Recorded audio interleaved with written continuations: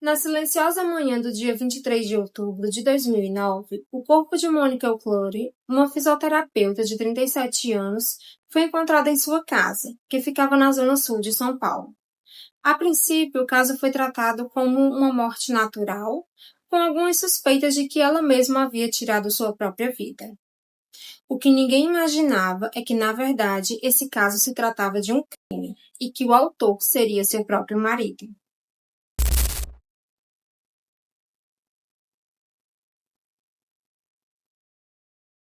Oi, gente, tudo bem com vocês? Eu espero que sim. Antes da gente iniciar o caso de hoje, eu queria convidar você que gosta desse tipo de conteúdo a se inscrever aqui no canal, a deixar o seu like e também a vir assistir aqui os outros vídeos aqui no canal.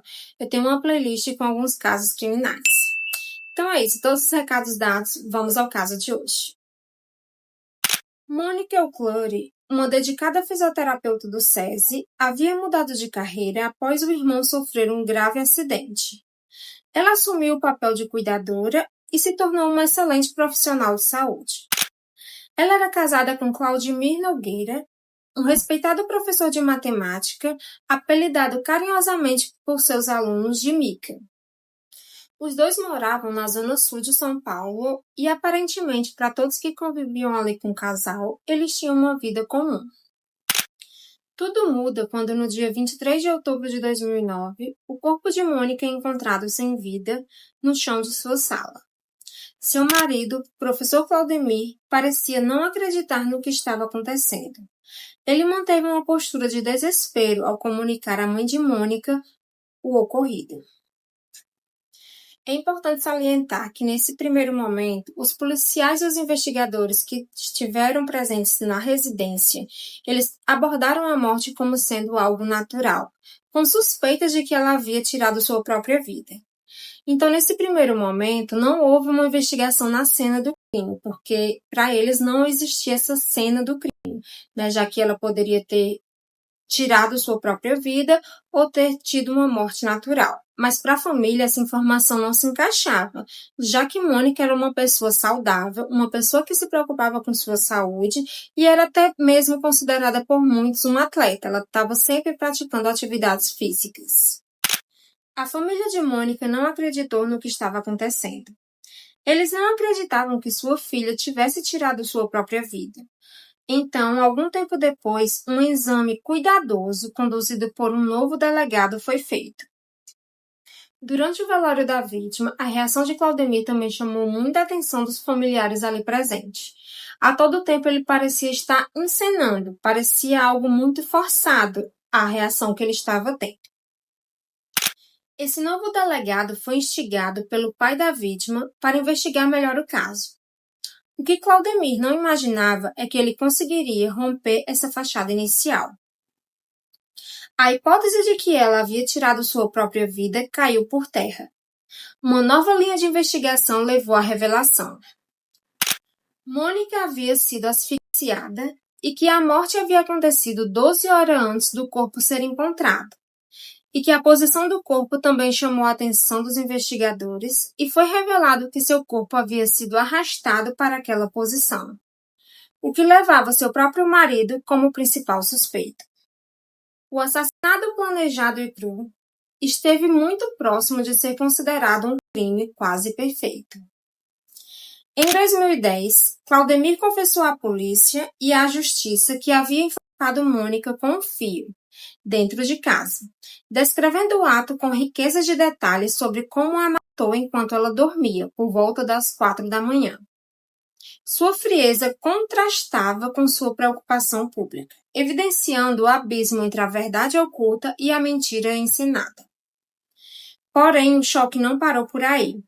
Mesmo após a confissão de Claudemir, ele continuou recebendo a pensão por morte de sua esposa do INSS, benefício que em 2010 já havia rendido cerca de 19 mil.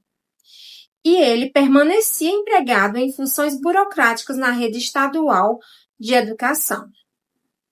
A reação da família de Mônica foi imediata e angustiada. O pai entrou com diversos pedidos junto ao INSS para que o benefício fosse cortado e transferido para a mãe da vítima.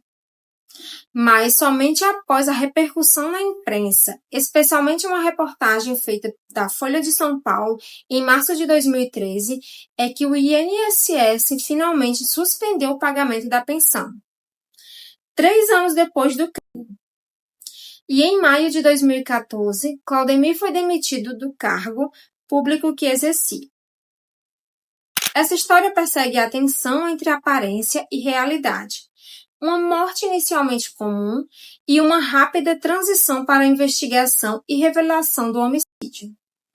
Tudo embalado pela frieza de um assassino que tentou se passar por um viúvo angustiado. Esse caso ele expõe uma falha grave no sistema.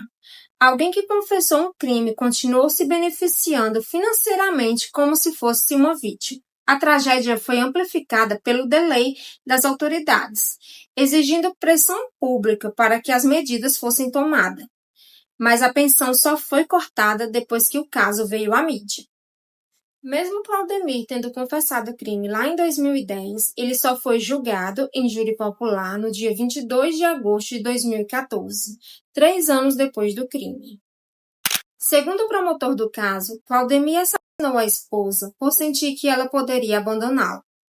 A investigação também revelou que ele havia sacado quase todo o dinheiro que o casal tinha em contas, o que indicava uma motivação financeira associada ao crime.